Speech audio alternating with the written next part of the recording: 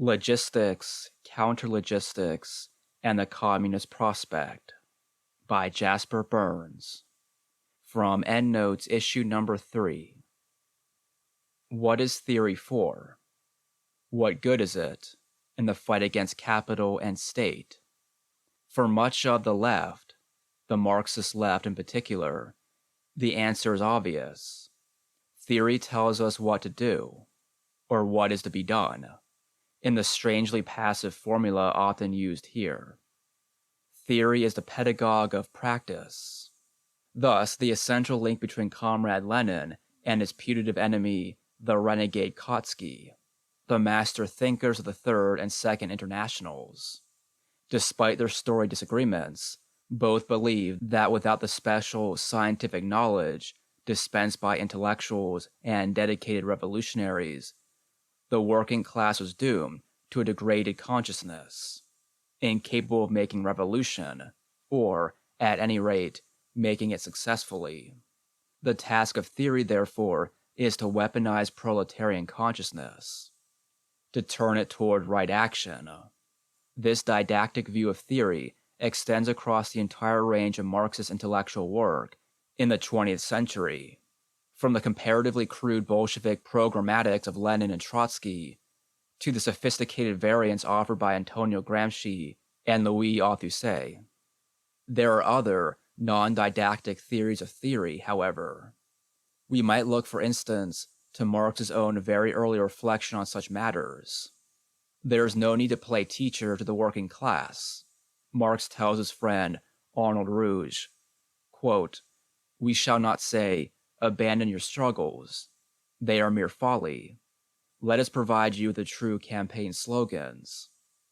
Instead, we shall simply show the world why it is struggling, and consciousness of this is a thing it will acquire, whether it wishes or not." End quote. The final turn in this formulation is crucial, since it implies that the knowledge theory provides already abounds in the world. Theory simply reflects, synthesizes, and perhaps accelerates the self-clarification of the struggles and wishes of an age.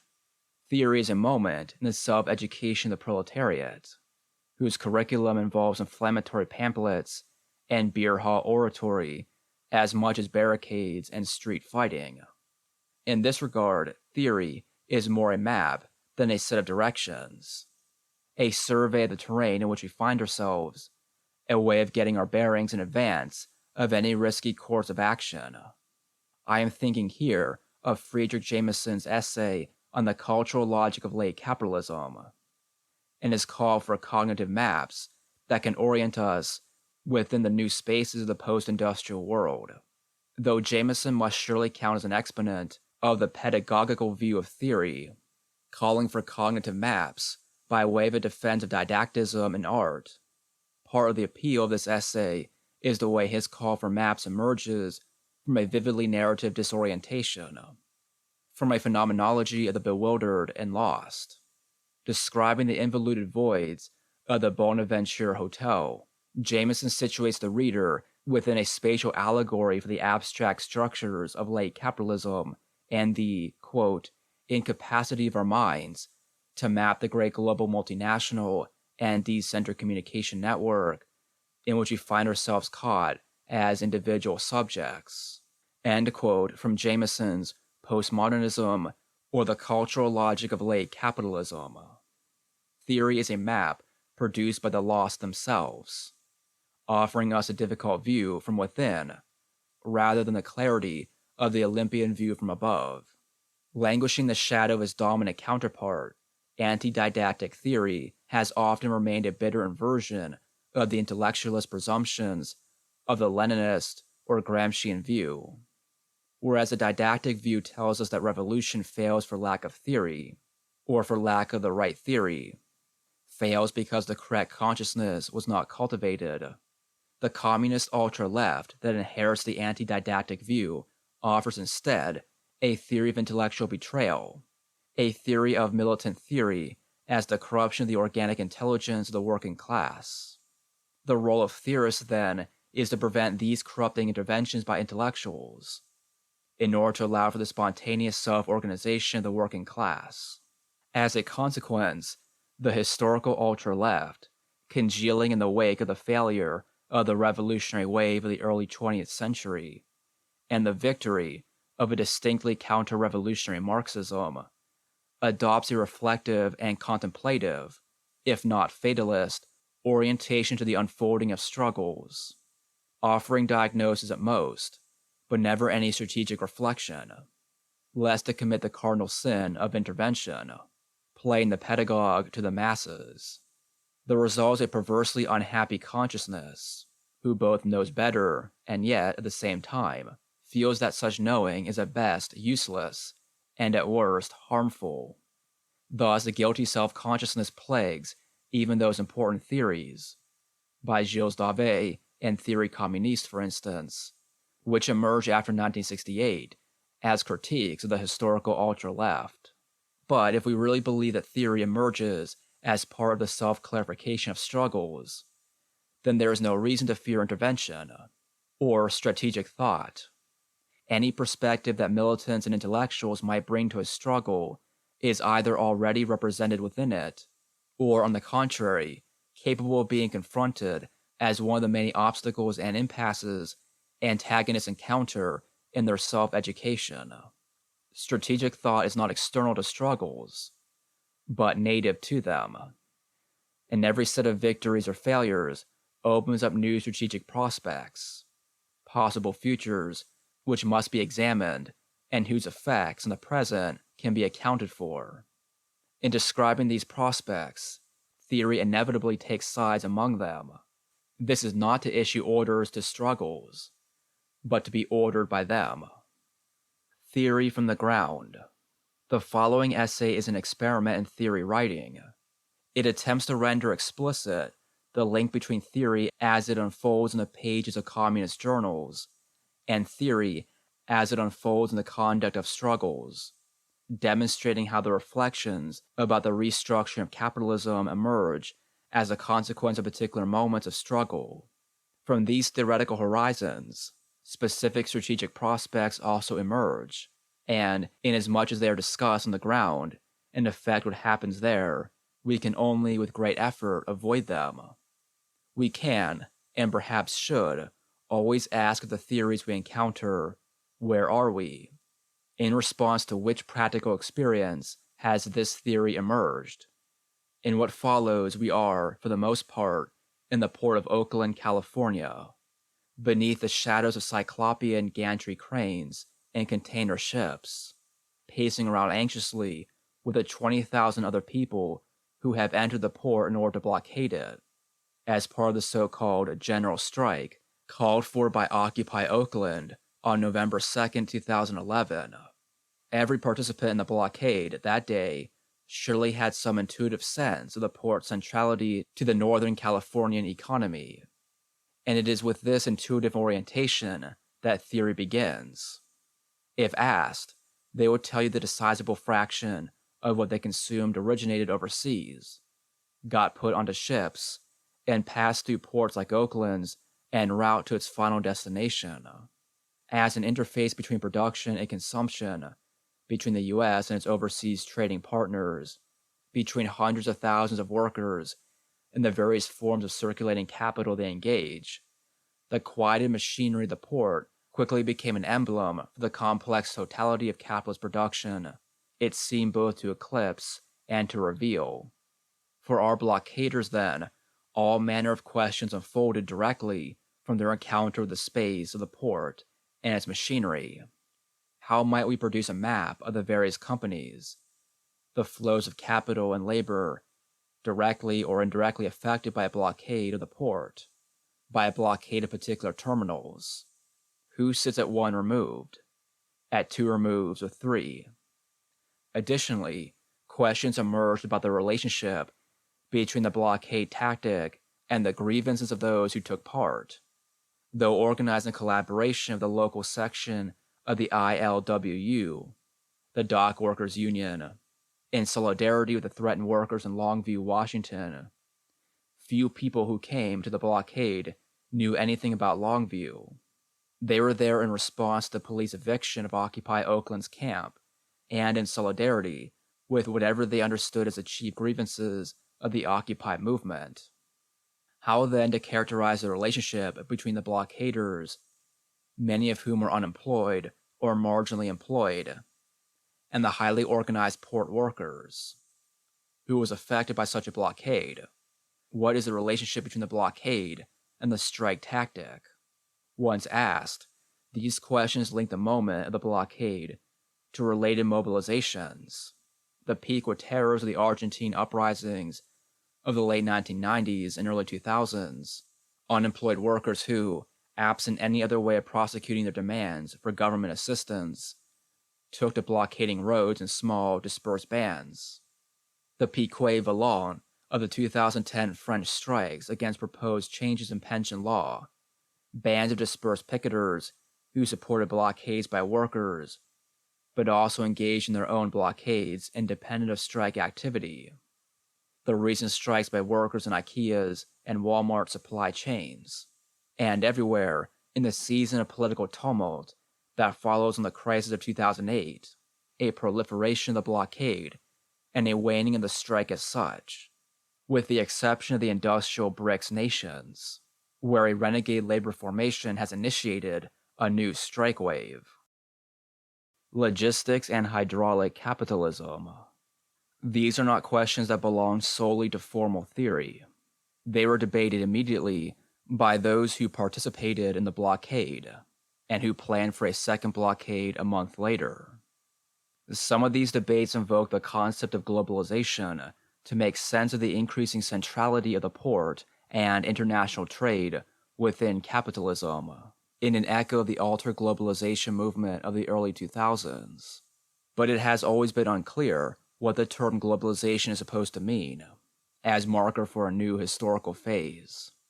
Capitalism has been global from the very start, emerging from within the blood-soaked matrix of the mercantile expansion of the early modern period. Later on, its factories and mills were fed by planetary flows of raw material, and produced for a market which is likewise international. The real question then is what kind of globalization we have today. What is the differentia specifica of today's globalization? What is the precise relationship between production and circulation? Today's supply chains are distinguished not just by their planetary extension and incredible speed, but by their direct integration of manufacture and retail, their harmonization of the rhythms of production and consumption. Since the 1980s, business writers have touted the value of lean and flexible production models, in which suppliers maintain the capacity to expand and contract production, as well as change the types of commodities produced by relying on a network of subcontractors, temporary workers, and multiple organizational structures, adaptations that require precise control over the flow of goods and information between units. Originally associated with the Toyota production system, and Japanese manufacturers in general, these corporate forms are now frequently identified with the loose moniker just-in-time, JIT, which refers in a specific sense to a form of inventory management and in general to a production philosophy in which firms aim to eliminate standing inventory, whether produced in-house or received from suppliers. Derived in part from the Japanese and in part from Anglo-American cybernetics, JIT is a circulationist production philosophy, oriented around a concept of continuous flow that views everything not in motion as a form of waste, a drag on profits. JIT aims to submit all production to the condition of circulation, pushing its velocity as far toward the light speed of information transmission as possible. From the perspective of our blockaders, this emphasis on the quick and continuous flow of commodities multiplies the power of the blockade. In the absence of standing inventories, a blockade of just a few days could effectively paralyze many manufacturers and retailers. In JIT systems, manufacturers must coordinate upstream suppliers and downstream buyers, so speed alone is insufficient. Timing is crucial. Through precise coordination, firms can invert the traditional buyer-seller relationship in which goods are first produced and then sold to a consumer. By replenishing goods at the exact moment they are sold, with no buildup of stocks along the way, JIT firms perform a weird sort of time travel, making it seem as if they only make products that have already been sold to the end consumer, as opposed to the older push production model, in which factories generated massive stockpiles of goods that retailers would clear from the market with promotions and coupons. In today's pool production system, retailers share POS, point of sale information, with their vendors, who can then rapidly replenish the retailer's stock. This has led to the functional integration of suppliers and retailers, under terms in which the retailers often have the upper hand. Massive buyers like Walmart reduce their suppliers to mere vassals, directly controlling product design and pricing, while still retaining the flexibility to terminate a contract if needed. They gain the benefits of vertical integration without the liability that comes from formal ownership. Whereas in the early 1980s, some thought that the emphasis on flexibility and dynamism would shift the balance of power from big, inflexible multinationals to small, agile firms. Lean production has instead only meant a phase change, rather than a weakening of the power of multinational firms. The new arrangement features what Bennett Harrison has called the concentration without centralization of corporate authority. Lean manufacturing, flexibility, just-in-time inventory systems, pool production. Each one of these innovations now forms a component part of the so-called logistics revolution and the corresponding logistics industry, which consists of in-house and third-party specialists in supply chain design and management. Enabled by the technical transformations of the shipping and transport industry, containerization in particular, as well as the possibilities afforded by information and communications technology, logistics workers now coordinate different productive moments and circulatory flows across vast international distances, ensuring that the where and when of the commodity obtains to the precision and speed of data, confirming the veracity of the oft-quoted passage from Marx's Grundrisse about the tendential development of the world market through logistics. Capital, quote, strives simultaneously for a greater extension of the market and for greater annihilation of space by time, end quote. But logistics is more than the extension of the world market in space and the acceleration of commodity flows. It is the active power to coordinate and choreograph, the power to conjoin and split flows, to speed up and slow down, to change the type of commodity produced and its origin and destination point, and finally, to collect and distribute knowledge about the production, movement, and sales of commodities as they stream across the grid. Logistics is a multivalent term. It names an industry in its own right, composed of firms that handle the administration of shipping and receiving for other corporations, as well as an activity that many businesses handle internally.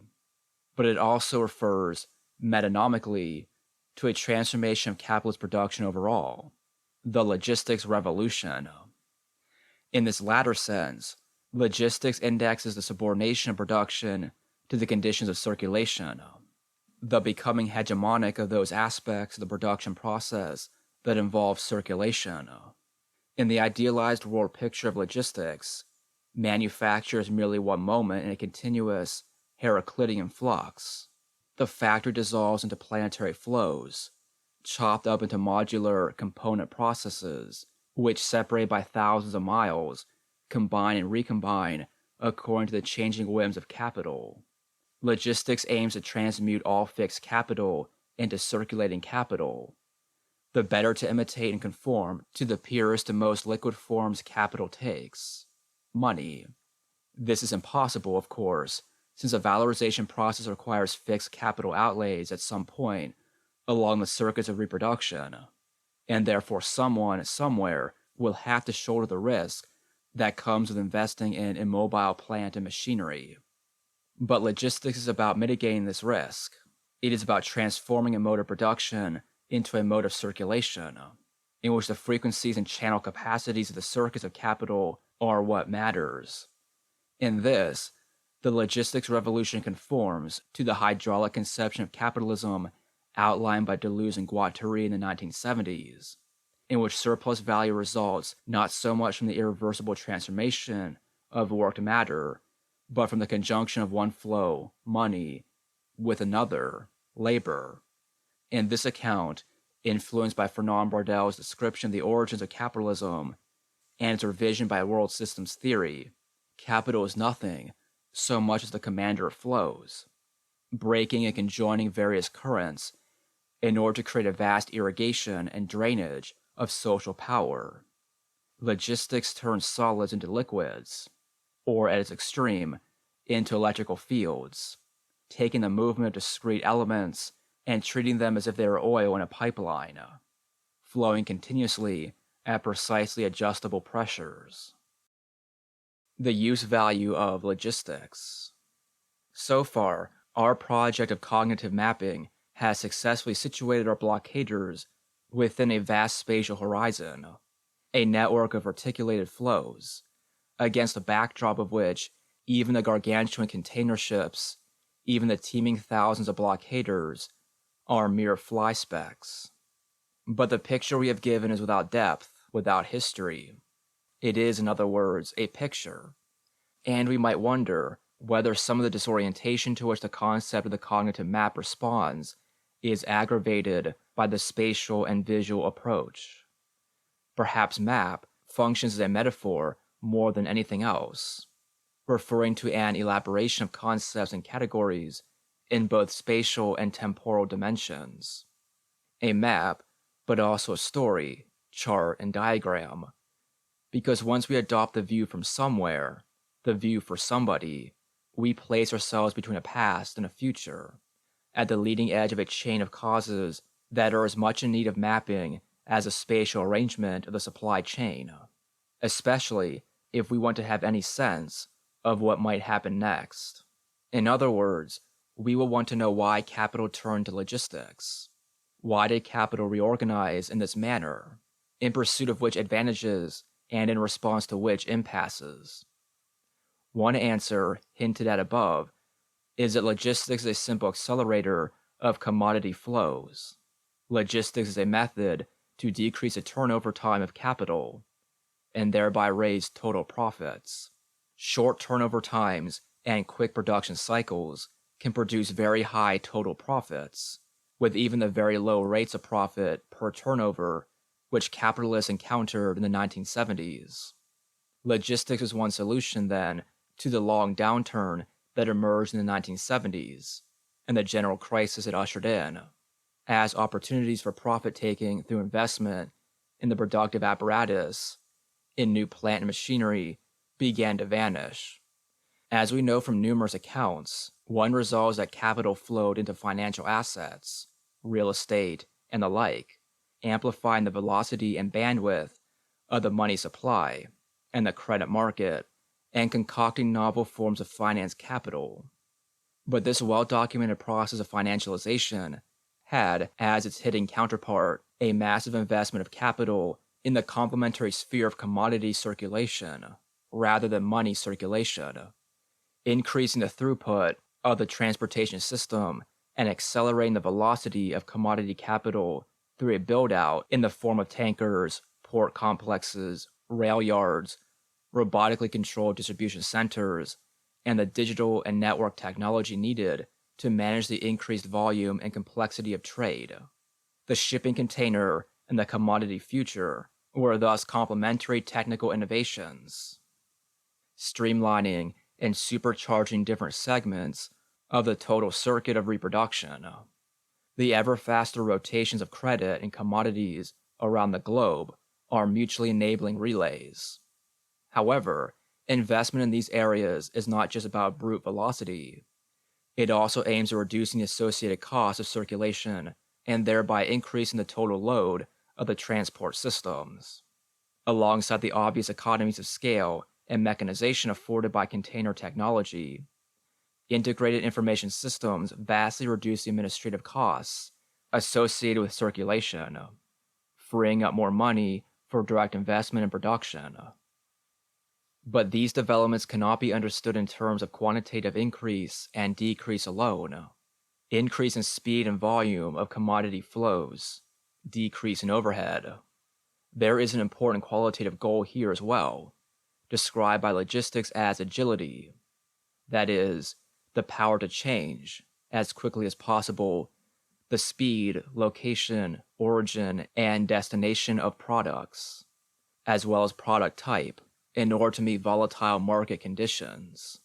Corporations aim for responsive supply chains, as the chapter title of one popular logistics handbook has it, quote, such that they can respond in shorter time frames, both in terms of volume change and variety changes, end quote. In their interventive role, logistics experts might seek to identify and remedy bottlenecks in order to maintain agility. But as a matter of preventative design, specialists will strive to synchronize and distribute information across the entire supply chain so that suppliers can take appropriate action before intervention becomes necessary. This distributed information is referred to as a virtual supply chain, a chain of transmitted symbolic representations that flows opposite to the physical movement of commodities. Entirely separate firms might use distributed data of this sort to coordinate their activities. The result, as Bonakich and Wilson note, is that, quote, competition shifts from the firm level to the supply chain level, end quote. But transparency of data does not level the playing field at all. Typically, one of the actors in the supply chain network will retain dominance without necessarily placing itself at the center of operations.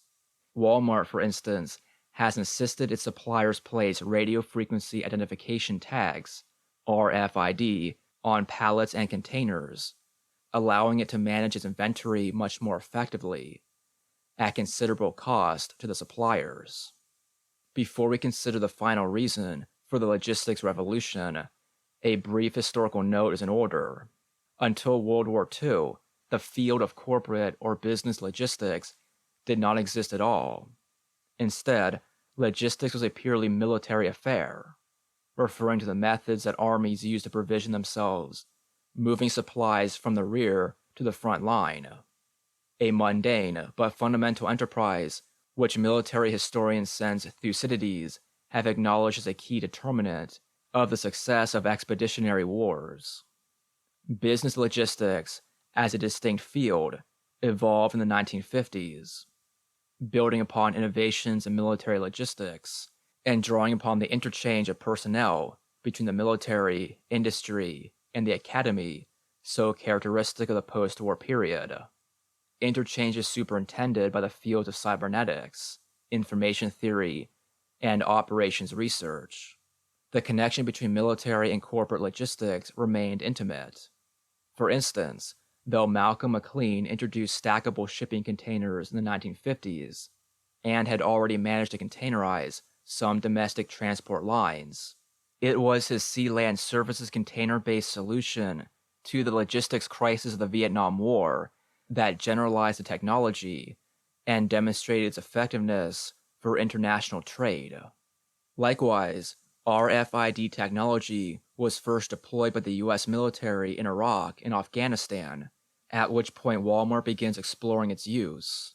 Shortly afterwards, the Department of Defense and Walmart issued mandates to their largest suppliers, requiring them to use RFID tags on their merchandise. The link between corporate logistics and military logistics is so strong that many of Walmart's managers and executives who set the standard for the industry as a whole come from the military. Logistics, we might say, is war by other means. War by means of trade. A war of supply chains that conquers new territories by suffusing them with capillary distributions, ensuring that commodities flow with ease to the farthest extremities. From this martial perspective, we might usefully distinguish, however, between an offensive and a defensive logistics. The offensive forms we have already described above. Logistics seeks to saturate markets, reduce costs, and outproduce competitors, maintain maximum throughput and maximum product variety. In this offensive aspect, logistics emphasizes flexibility, plasticity, permutability, dynamism, and morphogenesis. But it finds its complement in a series of protocols which are fundamentally defensive, mitigating supply chain risks from blockades and earthquakes, strikes and supplier shortages. If agility is the watchword of offensive logistics, defensive logistics aims for resilience and emphasizes the values of elasticity, homeostasis, stability, and longevity. But resilience is only ostensibly a conservative principle. It finds stability not in inflexibility, but in constant self-stabilizing adaptivity. In this sense, the defensive and the offensive forms of logistics are really impossible to disentangle, since one's firm's agility is another's volatility. And the more flexible and dynamic a firm becomes, the more it exports uncertainty to the system as a whole, requiring other firms to become more resilient. In any case, we can expect that, in the context of the economic crisis and the looming environmental collapse, logistics will become more and more the science of risk management and crisis mitigation. Logistics is capital's art of war, a series of techniques for intercapitalist and interstate competition. But such wars are, at the same time, always fought through and against workers.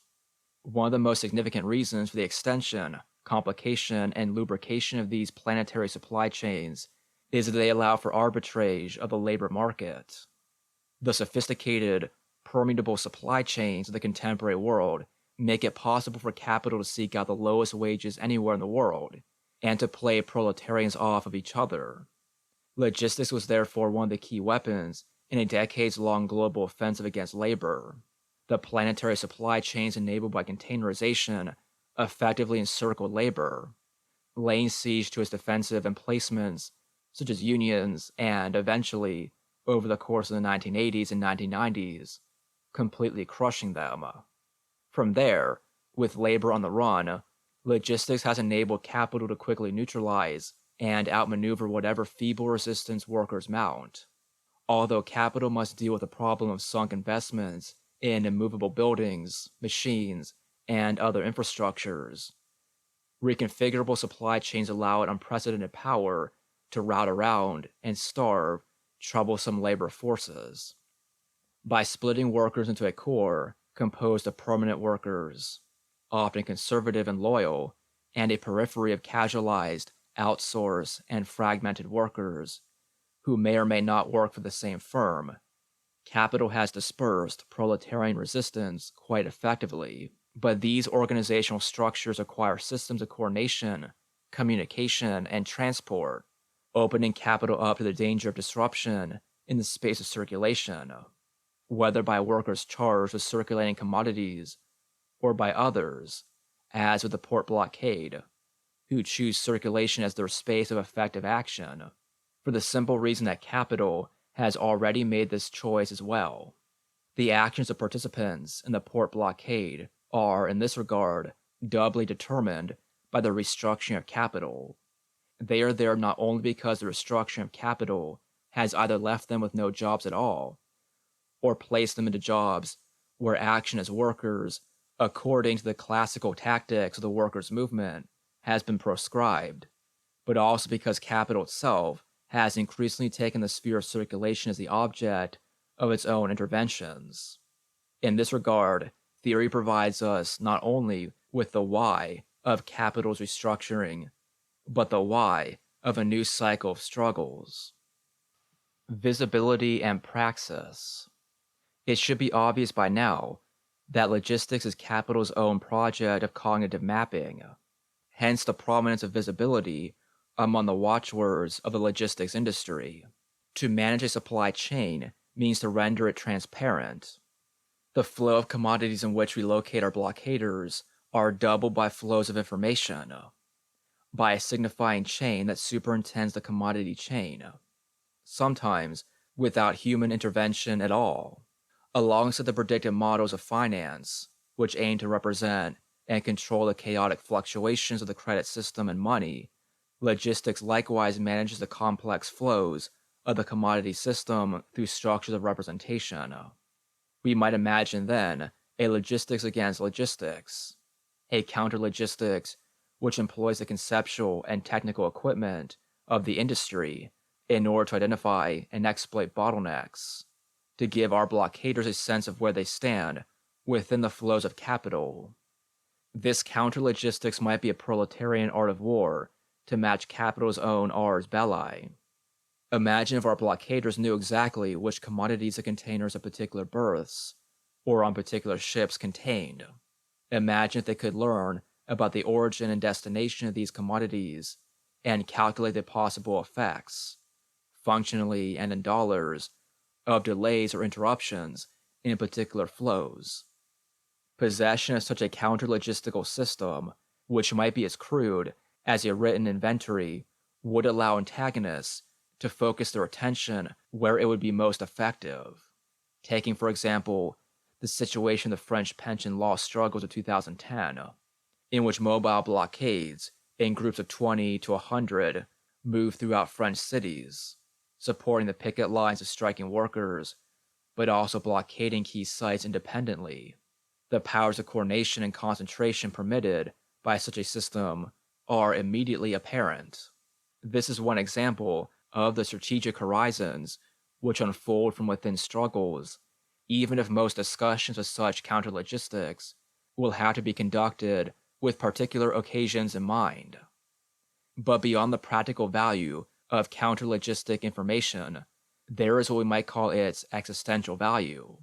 The way in which being able to see one's own actions alongside the actions of others, and being able to see as well the effects of such concerted action, imbues those actions with a meaning that they might have otherwise lacked.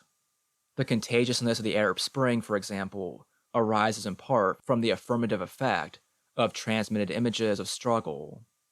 Being able to see one's own action in the face of state violence, reflected in and even enlarged by the actions of others, can be profoundly galvanizing. This is another one of the values of theory with regard to praxis, the ability to place struggles side by side, to render struggles visible to each other and to themselves. This importance of visibility, or legibility as he calls it, is essential to one of the best discussions of the restructuring of labor in late capitalism, Richard Sennett's The Corrosion of Character. Sennett suggested the weak work identity of contemporary workplaces, distinguished mainly by computerization in its treatment, results from the utter illegibility of the work processes to the workers themselves. Visiting a bakery which he had studied decades earlier for his first book, The Hidden Injuries of Class, Sennett finds that, in place of the physically challenging processes of the 1960s bakery, workers now use computer-controlled machines which can produce any kind of bread according to changing market conditions, simply by pressing a few buttons. As a result, unlike bakers in the past, the workers do not identify with their jobs or derive satisfaction from their tasks, precisely because the functioning of the machines is fundamentally opaque to them. The difference between entering values into a spreadsheet and baking bread is negligible to them. Concrete labor has become fundamentally abstract, scrambling at the same time distinctions between material and immaterial, manual and mental labor. Quote, computerized baking has profoundly changed the balletic physical activities of the shop floor. Now the bakers make no physical contact with the materials or the loaves of bread, monitoring the entire process via on-screen icons which depict, for instance, images of bread derived from data about the temperature and baking time of the ovens. Few bakers actually see the loaves of bread they make. Their working screens are organized in the familiar Windows way. In one, icons for many more different kinds of bread appear than had been prepared in the past. Russian, Italian, French loaves are all possible by touching the screen. Bread had become a screen representation. As a result of working this way, the bakers now no longer actually know how to bake bread. Automated bread is no marvel of technological perfection. The machines frequently tell the wrong story about the loaves rising within, for instance, failing to gauge accurately the strength of the rising yeast, or the actual color of the loaf. The workers can fool the screen to correct somewhat for these defects. What they can't do is fix the machines, or more important, actually bake bread by manual control when the machines all too often go down.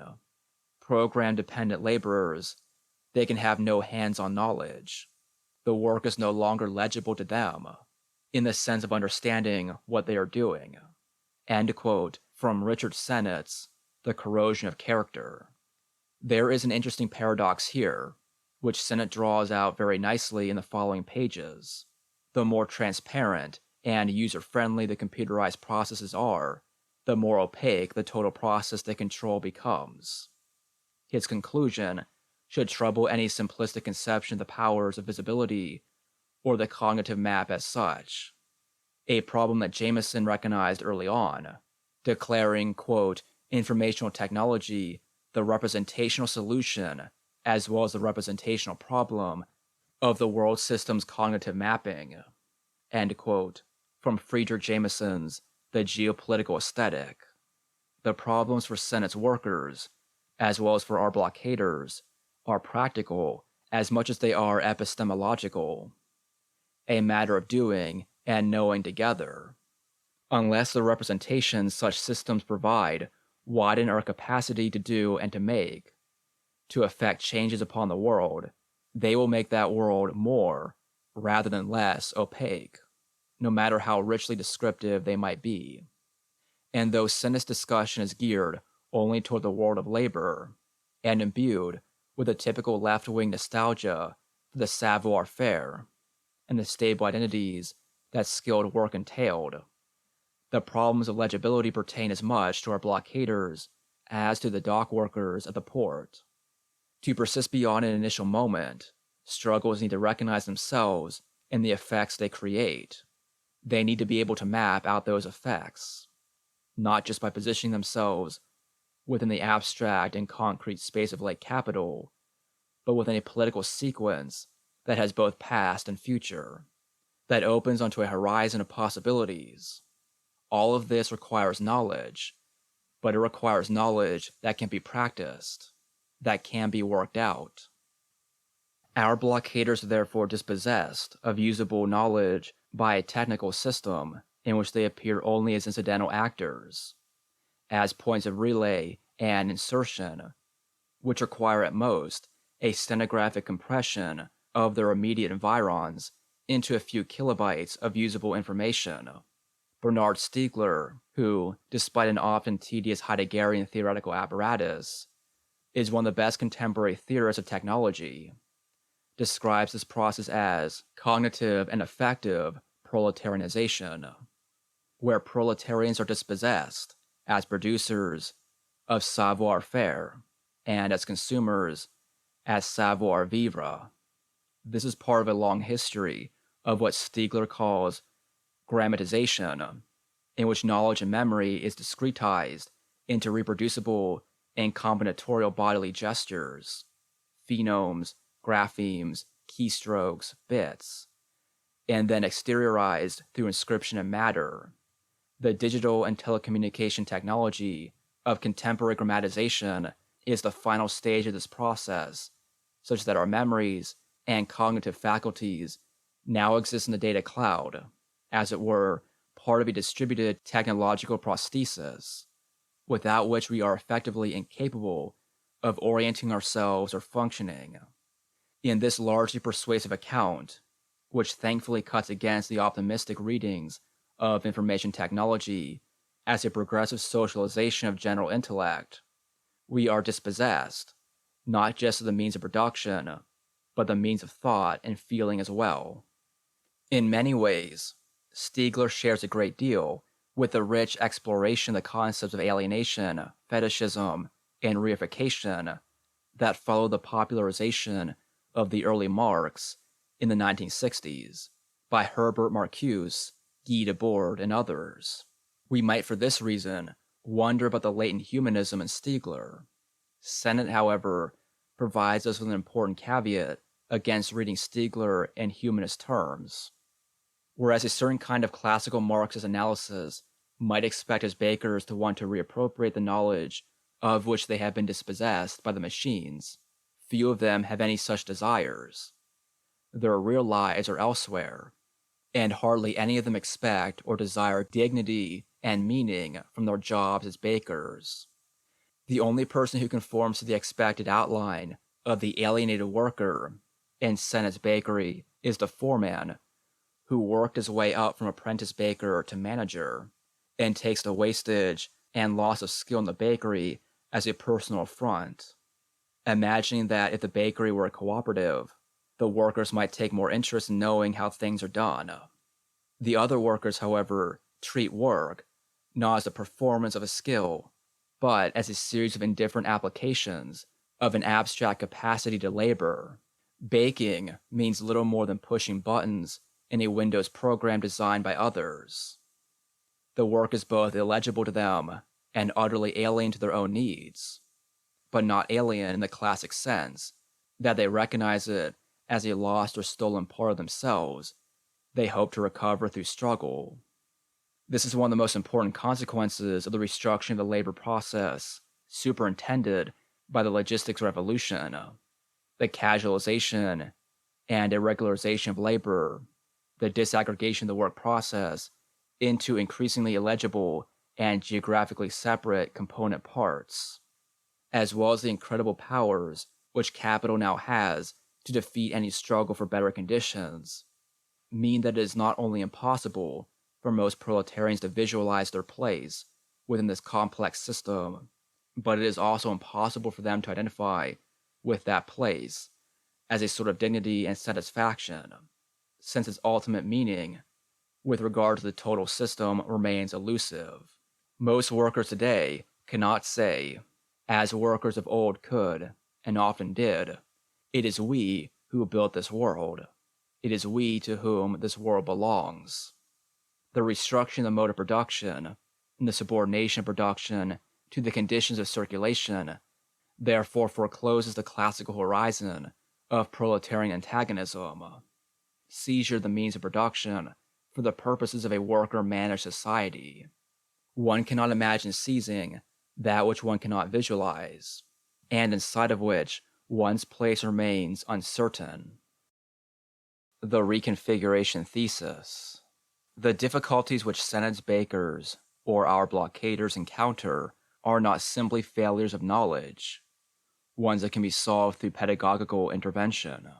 As valuable as a cognitive map of these processes might be, the problems we confront in visualizing some self-management of existing productive means originate from the practical difficulties, in my view, impossibilities, that such a prospect would encounter.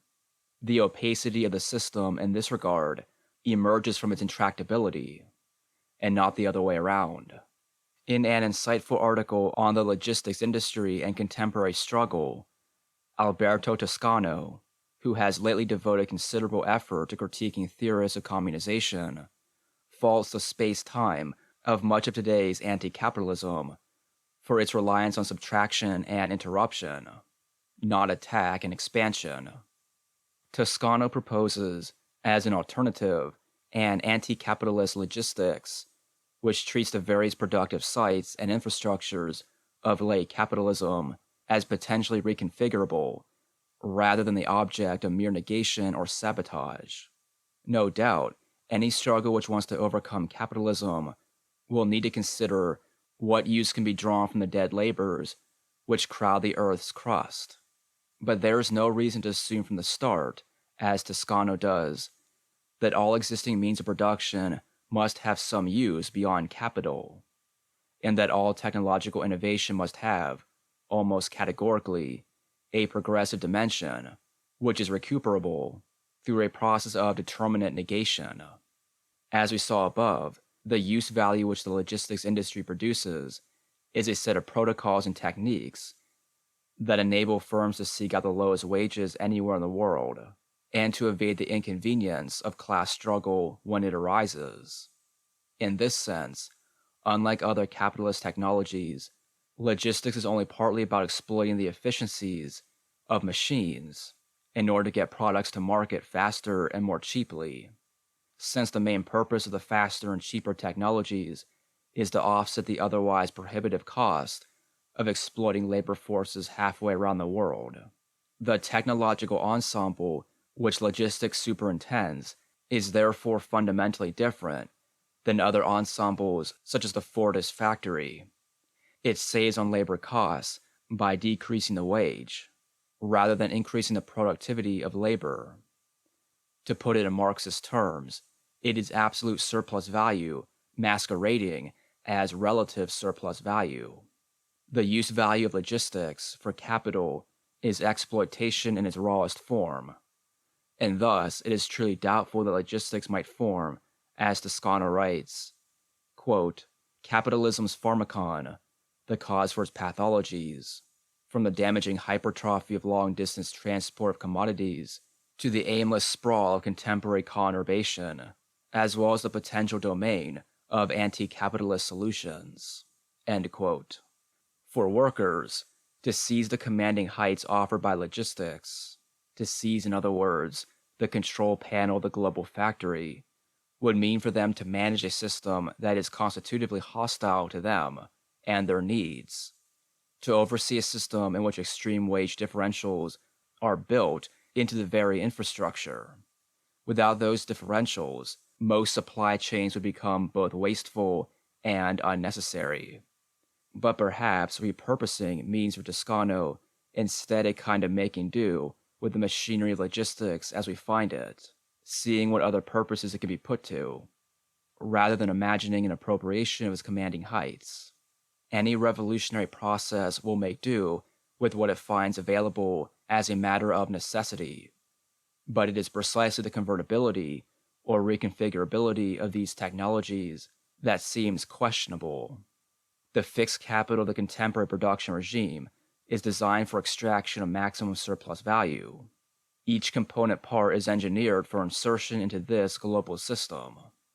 Therefore, the presence of communist potentials as unintended features, affordances, as they are sometimes called, of contemporary technology needs to be argued for, not assumed as a matter of course.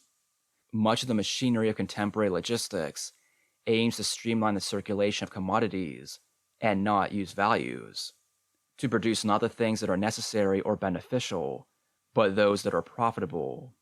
Individually packaged boxes of cereal, for instance, whose complex insignia distinguish them from the dozens of varieties of nearly identical cereals, sold and consumed in sizes and types that reflect certain social arrangements, such as the nuclear family. How much of the vaunted flexibility of the logistics system is really the flexibility of product variety, of wage differentials, and trade imbalances? How much would become useless once one eliminated the commodity form, once one eliminated the necessity of buying and selling? Furthermore, the contemporary logistics system is designed for a particular international balance of trade, with certain countries as producers and others as consumers. This is a fact fundamentally entangled with the wage imbalances mentioned earlier, which means that the inequality of the global system, in part, has to do with the unequal distribution of productive means and the infrastructures of circulation.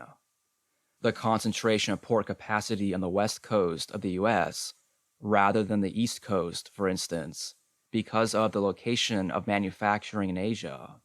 Rebalancing the amount of goods produced locally or at a distance, if such a thing were to be part of a break with capitalist production, would mean an entirely different arrangement of infrastructures, and probably different types of infrastructure as well. Smaller ships, for instance. We might also question the reconfiguration thesis from the perspective of scale, because of the uneven distribution of productive means and capitals, not to mention the tendency for geographical specialization, the concentration of certain lines in certain areas, textiles in Bangladesh, for instance, the system is not scalable in any way but up. It does not permit partitioning by continent, hemisphere, zone, or nation. It must be managed as a totality, or not at all. Therefore, nearly all proponents of the reconfiguration thesis assume high volume and hyper-global distribution in their socialist or communist system, even if the usefulness of such distributions beyond production for profit remain unclear. Another problem, though, is that administration at such a scale introduces a sublime dimension to the concept of planning. These scales and magnitudes are radically beyond human cognitive capacities. The level of an impersonal administration of things and the level of a free association of producers are not so much in contradiction as separated by a vast abyss. Toscano leaves such an abyss marked by an ominous appeal to Herbert Marcuse's concept of necessary alienation as the unfortunate but necessary concomitant of maintenance of the technical system.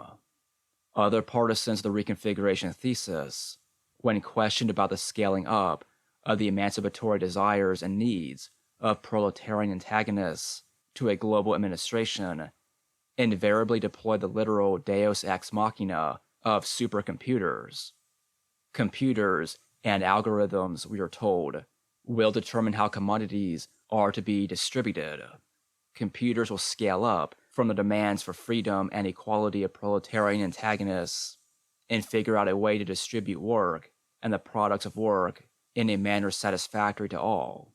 But how an algorithmically mediated production would work, why it would differ from production mediated by competition and the price mechanism, remains radically unclear, and certainly unmuddied by any actual argument. Would labor time still be the determinant of access to social wealth? Would free participation in work and free access in necessities be facilitated by such a system? If the goal is rather a simple equality of producers, equal pay for equal work, how would one deal with the imbalances of productivity, morale, and initiative, which would result from the maintenance of the requirement that he who does not work does not eat? Is this what necessary alienation means? But the non-scalarity, or unidirectional scalarity, of the logistics system introduces a much more severe problem. Even if global communist administration, by supercomputer or by ascending tiers of delegates and assemblies, were possible and desirable on the basis of the given technical system, once we consider the historical character of communism, things seem much more doubtful. Communism does not drop from the sky, but must emerge from a revolutionary process. And given the present all-or-nothing character of the international division of labor, the concentration of manufacturing in a few countries, the concentration of productive capacity for certain essential lines of capital in a handful of factories, as mentioned above, any attempt to seize the means of production would require an immediately global seizure. We would need a revolutionary process so quickly successful and extensive that all long-distance supply chains would have to be run by non-capitalist producers within a matter of months, as opposed to the much more likely scenario that a break with capital would be geographically concentrated at first and need to spread from there. In most cases, therefore, maintenance of these distributed production processes and supply chains would mean trade with capitalist partners and enchainment to production for profit, necessary for survival, we will be told by the pragmatists, the results of which will be nothing less than disastrous, as a study of the Russian and Spanish examples will show. In both cases, the need to maintain an export economy in order to buy crucial goods in the international markets, arms in particular, meant that revolutionary cadres and militants had to use direct and indirect force in order to induce workers to meet production targets. Raising productivity and increasing productive capacity now became the transitional step on the way to achieving communism then, and in anarchist Spain, as much as Bolshevist Russia, cadre is set to work mimicking the dynamic growth of capitalist accumulation through direct political mechanisms, rather than the indirect force of the wage, though in both cases, economic incentive structures, piece rates, bonus pay, were eventually introduced as matter of necessity. It is hard to see how anything but a new insurrectionary process, one mitigated against by the establishment of new disciplines and repressive structures, could have restored these systems even to the labor note-based lower phase of communism that Marx advocates in Critique of the Gotha Program, let alone a society based upon free access and non-compelled labor. The traditional discussions of such matters assume that, whereas underdeveloped countries like Russia and Spain had no choice but to develop the productive capacity first, proletarians in fully industrialized countries could immediately expropriate and self-manage the means of production without any need for forced development. This might have been true in the immediate post-war period, and as late as the 1970s. But once deindustrialization began in earnest, the chance had been officially missed. The global restructuring and redistribution of productive means leaves us in a position that is probably as bad as, if not worse than, those early 20th century revolutions, when some large percentage of the means of production for consumer goods were ready at hand, and one could locate in one's own region shoe factories and textile mills and steel refineries. A brief assessment of the workplace in one's immediate environs should convince most of us, in the US at least, and I suspect most of Europe, of the utter unworkability of the reconfiguration thesis. The service and administrative jobs which most proletarians today work are meaningless except as points of intercalation within vast planetary flows. A mega retailer, a software company, a coffee chain, an investment bank, a non-profit organization. Most of these jobs pertain to use values that would be rendered non-uses by revolution. To meet their own needs and the needs of others, these proletarians would have to engage in the production of food and other necessities, the capacity for which does not exist in most countries. The idea that 15% or so of workers whose activities would still be useful would work on behalf of others, as caretakers for a communist future, is politically non-workable, even if the system could produce enough of what people need, and trade for inputs didn't produce another blockage. Add to this the fact that the development of logistics itself, and the credit system alongside it, greatly multiplies the power of capital to discipline rebellious zones through withdrawal of credit, capital flight, embargo, and punitive terms of trade. Horizons and prospects. The whole is the false, in this case, not so much because it can't be adequately represented, or because any attempt at such representation does violence to its internal contradictions, but because all such global representations belie the fact that the whole can never be possessed as such. The totality of the logistics system belongs to capital.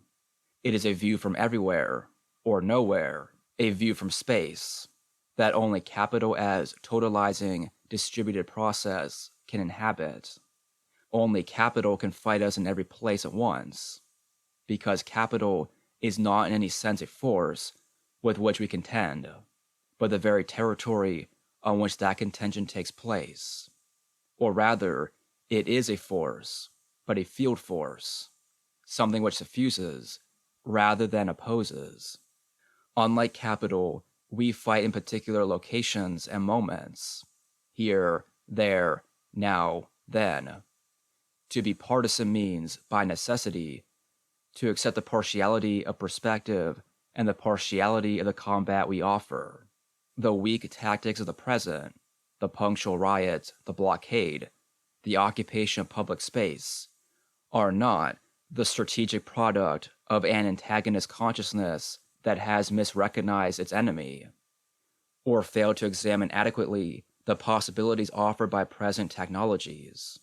On the contrary, the tactics of our blockaders emerged from a consciousness that has already surveyed the possibilities on offer and understand, if only intuitively, how the restructuring of capital has foreclosed an entire strategic repertoire.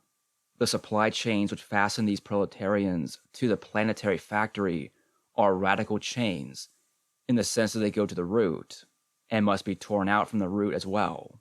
The absence of opportunities for reconfiguration will mean that in their attempts to break from capitalism, proletarians will need to find other ways of meeting their needs.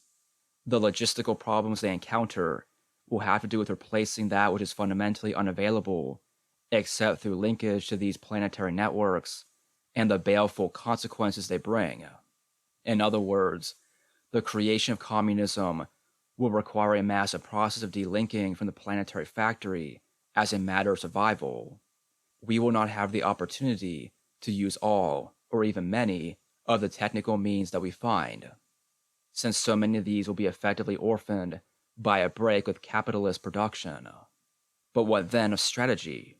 If theory is the horizon which opens from present conditions of struggle, strategy is something different, less a horizon than a prospect. Strategy is a particular moment when theory reopens to practice, suggesting not just a possible, but a desirable course of action. If a horizon places us in front of a range of possibilities, the strategic moment comes when struggles reach a certain crest, an eminence, from which a narrow set of options opens up, a prospect. Prospects are a middle ground between where we are and the far horizon of communization. What are our prospects, then, based upon the recent cycle of struggles? We now know that the restructuring of the capital-labor relationship has made intervention in the sphere of circulation an obvious and in many ways effective tactic. The blockade, it seems, might assume an importance equal to the strike in the coming years, as will occupations of public space and struggles over urban and rural environments remade to become better conduits for flows of labor and capital, as recent struggles in both Turkey and Brazil have demonstrated. Our prospects are such that, instead of propagandizing for forms of workplace action that are unlikely to succeed or generalize, we might better accept our new strategic horizon and work instead to disseminate information about how interventions in the sphere might become more effective, what their limits are, and how such limits could be overcome.